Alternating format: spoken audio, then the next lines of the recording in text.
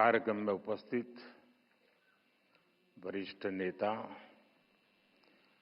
श्रीमान शरद पवार जी, महाराष्ट्र के लोकप्रिय मुख्यमंत्री श्री देवेंद्र फडणवीस जी, अखिल भारतीय मराठी साहित्य सम्मेलन के अध्यक्ष डॉक्टर तारा भवालकर जी,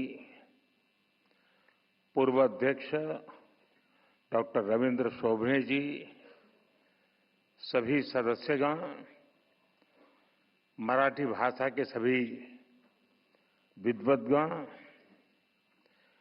और उपस्थित भाई और बहनों, अभी डॉक्टर तारा जी का भाषण पूरा हुआ तो मैंने ऐसे ही कहा फार छान।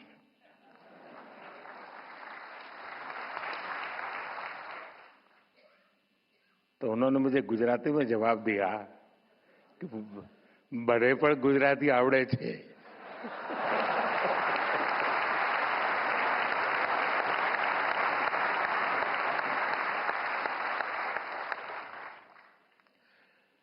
देशाच्या आर्थिक राजधानीच्या राज्यातून देशाच्या राजधानीत आलेल्या सर्व मराठी सारस्वतांना माझा नमस्कार।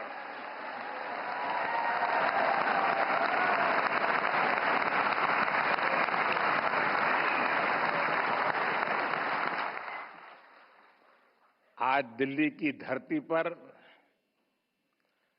मराठी भाषा के इस गौरवशाली कार्यक्रम का आयोजन हो रहा है। अखिल भारतीय मराठी साहित्य सम्मेलन एक भाषा या राज्य तक सीमित आयोजन नहीं है। मराठी साहित्य के इस सम्मेलन में आजादी की लड़ाई की महक है। इसमें महाराष्ट्र और राष्ट्र की सांस्कृतिक विरासत है। ज्ञानोबा तुकारामांच्या मराठीला आज राजधानी दिल्ली अतिशय मनापासून अभिवादन करते।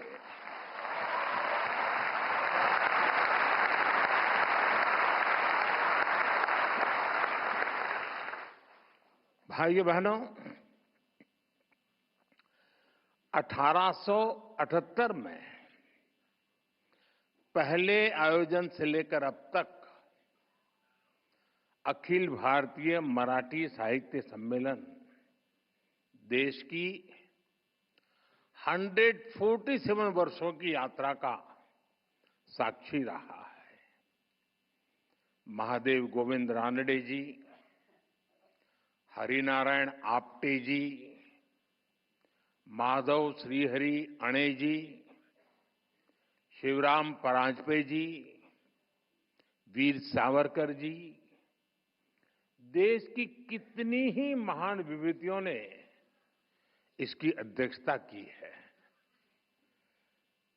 शरद जी के आमंत्रण पर आज मुझे इस गौरवपूर्ण परंपरा से जुड़ने का अवसर मिल रहा है। मैं आप सभी को देश दुनिया के सभी मराठी प्रेमियों को इस आयोजन की बहुत बहुत बधाई देता हूं।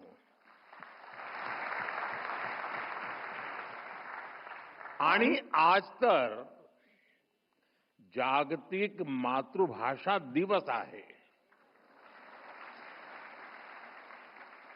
तुम्ही दिल्लीतील साहित्य संमेलनासाठी दिवस सुद्धा अतिशय चांगला निवडला।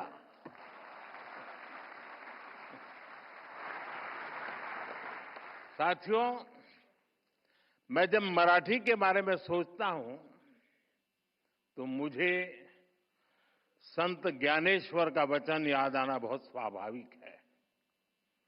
माझ्या मराठीची बोलू कौतुके, परी अमृतातेही पैजासी जिंके. यानी मराठी भाषा अमृत से भी बढ़कर मीठी है.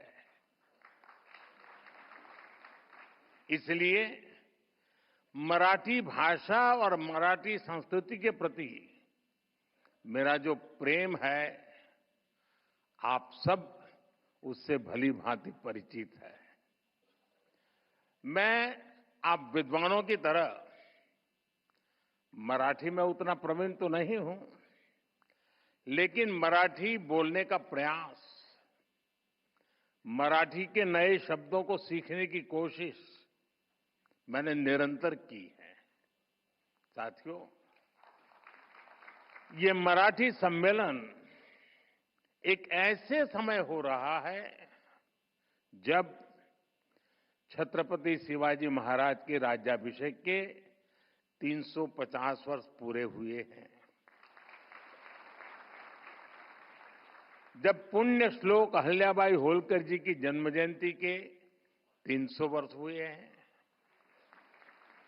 और कुछ ही समय पहले बाबा साहब अम्बेडकर के प्रयासों से बने हमारे संविधान ने भी अपने 75 वर्ष पूरे किए हैं. साथियों, आज हम इस बात पर भी गर्व करेंगे कि महाराष्ट्र की धरती पर मराठी भाषी एक महापुरुष ने 100 वर्ष पहले राष्ट्रीय स्वयंसेवक संघ का बीज बोया था. आज ये एक वटवृक्ष के रूप में अपना शताब्दी वर्ष मना रहा है. वेद से विवेकानंद तक भारत की महान परंपरा और संस्कृति को नई पीढ़ी तक पहुंचाने का एक संस्कार यज्ञ राष्ट्रीय स्वयंसेवक संघ पिछले 100 वर्ष से चला रहा है. मेरा सौभाग्य है कि मेरे जैसे लाखों लोगों को आरएसएस ने देश के लिए जीने की प्रेरणा दी है और संघ के ही कारण मुझे मराठी भाषा और मराठी परंपरा से जुड़ने का भी सौभाग्य प्राप्त हुआ. इसी कालखंड में कुछ महीने पहले मराठी भाषा को अभिजात भाषा का दर्जा दिया गया है. देश और दुनिया में 12 करोड़ से ज्यादा मराठी भाषी लोग हैं. मराठी को अभिजात भाषा का दर्जा मिले, इसका करोड़ों मराठी भाषियों को दशकों से इंतजार था. ये काम पूरा करने का अवसर मुझे मिला. मैं इसे अपने जीवन का बड़ा सौभाग्य मानता हूं. माननीय विद्वद्जन, आप जानते हैं, भाषा केवल उसके संवाद का माध्यम पर नहीं होती है. हमारी भाषा हमारी संस्कृति की संवाहक होती है. ये बात सही है कि भाषाएं समाज में जन्म लेती है, लेकिन भाषा समाज के निर्माण में उतनी ही अहम भूमिका निभाती है. हमारी मराठी ने महाराष्ट्र और राष्ट्र के कितने ही मनुष्यों के विचारों को अभिव्यक्ति देकर हमारा सांस्कृतिक निर्माण किया है. इसलिए समर्थ रामदास जी कहते थे, मराठा तीतू का मेळवावा, महाराष्ट्र धर्म वाढवावा, आहे तितके जतन करावे, पुढे आणीक मिळवावे, महाराष्ट्र राज्य करावे. जिकडे तिकडे मराठी एक संपूर्ण भाषा है. इसलिए मराठी में शूरता भी है, वीरता भी है. मराठी में सौंदर्य भी है, संवेदना भी है, समानता भी है, समरसता भी है. इसमें आध्यात्म के स्वर भी है और आधुनिकता की लहर भी है. मराठी में भक्ति भी है, शक्ति भी है और युक्ति भी है. आप देखिए, जब भारत को आध्यात्मिक ऊर्जा की जरूरत हुई तो महाराष्ट्र के महान संतों ने ऋषियों के ज्ञान को मराठी भाषा में सुलभ कराया. संत ज्ञानेश्वर, संत तुकाराम, संत रामदास, संत नामदेव, संत तुकडोजी महाराज, गाडगे बाबा, गोरा कुमार और बहिणाबाई, महाराष्ट्र के कितने ही संतों ने भक्ति आंदोलन के जरिए मराठी भाषा में समाज को नई दिशा दिखाई. आधुनिक समय में भी गजानन दिगंबर माडगुलकर और सुधीर फड़के की गीत रामायण ने जो प्रभाव डाला वो हम सब जानते हैं. साथियों, गुलामी के सैकड़ों वर्षों के लंबे कालखंड में मराठी भाषा आक्रांताओं से मुक्ति का भी जयघोष बनी. छत्रपति शिवाजी महाराज, संभाजी महाराज और बाजीराव पेशवा जैसे वीर मराठा वीरों ने दुश्मनों को नाको चने चबाना दिए, उनको मजबूर कर दिया. आजादी की लड़ाई में वासुदेव बलवंत फड़के, लोकमान्य तिलक और वीर सावरकर जैसे सेनानियों ने अंग्रेजों की नींद उड़ा दी. उनके इस योगदान में मराठी भाषा और मराठी साहित्य का बहुत बड़ा योगदान था. केसरी और मराठा जैसे समाचार पत्र, कवि गोविंदाग्रज जी की ओजस्वी कविताएं, राम गणेश गडकरी के नाटक, मराठी साहित्य से राष्ट्र प्रेम की जो धारा निकली उसने पूरे देश में आजादी के आंदोलन को सींचने का काम किया. लोकमान्य तिलक ने गीता रहस्य भी मराठी में ही लिखी थी, लेकिन उनकी इस मराठी रचना ने पूरे देश में एक नई ऊर्जा भर दी थी. साथियों, मराठी भाषा और मराठी साहित्य ने समाज के शोषित, वंचित वर्ग के लिए सामाजिक मुक्ति के द्वार खोलने का भी अद्भुत काम किया है.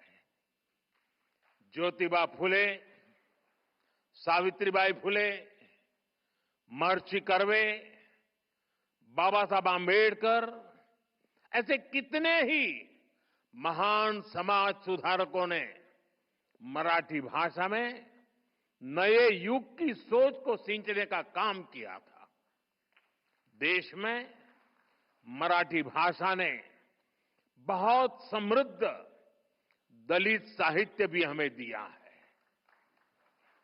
अपने आधुनिक चिंतन के कारण मराठी साहित्य में विज्ञान कथाओं की भी रचनाएं हुई हैं.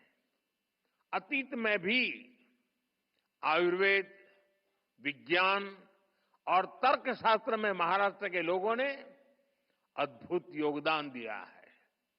इसी संस्कृति के कारण महाराष्ट्र ने हमेशा नए विचारों और प्रतिभाओं को भी आमंत्रित किया और महाराष्ट्र ने इतनी प्रगति की है। हमारी मुंबई महाराष्ट्र ही नहीं बल्कि पूरे देश की आर्थिक राजधानी बनकर उभरी है। और भाइयों बहनों, जब मुंबई का जिक्र आया है तो फिल्मों के बिना न साहित्य की बात पूरी होगी और न मुंबई की। ये महाराष्ट्र और मुंबई ही है जिसने मराठी फिल्मों के साथ साथ हिंदी सिनेमा को ये ऊंचाई दी है। और इन दिनों तो छावा की धूम मची हुई थी।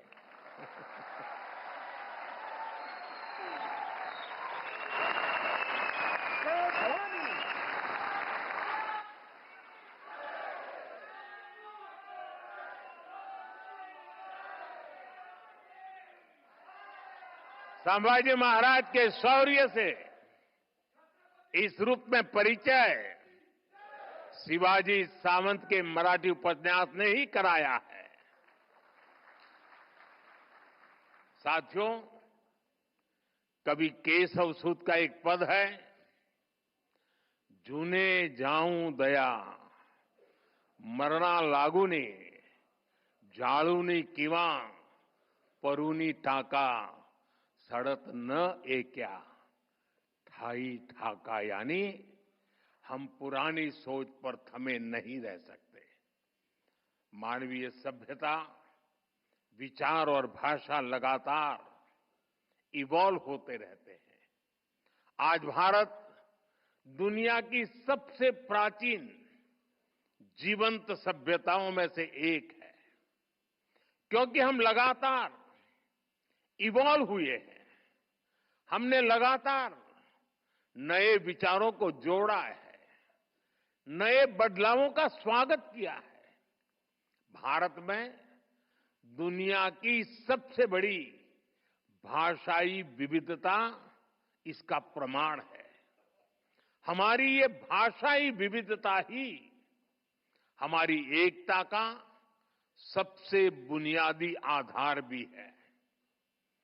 मराठी खुद इसका सबसे बड़ा उदाहरण है, क्योंकि हमारी भाषा उस मां की तरह होती है जो अपने बच्चों को नए से नया, अधिक से अधिक ज्ञान देना चाहती है। मां की तरह ही भाषा भी किसी से भेदभाव नहीं करती। भाषा हर विचार का, हर विकास का आलिंगन करती है। आप जानते हैं, मराठी का जन्म संस्कृत से हुआ है, लेकिन इसमें उतना ही प्रभाव प्राकृत भाषा का भी है। ये पीढ़ी दर पीढ़ी आगे बढ़ी है। इसने मानवीय सोच को और अधिक व्यापक बनाया है। अभी मैंने लोकमान्य तिलक जी की गीता रहस्य का जिक्र किया। गीता रहस्य संस्कृत गीता की व्याख्या है।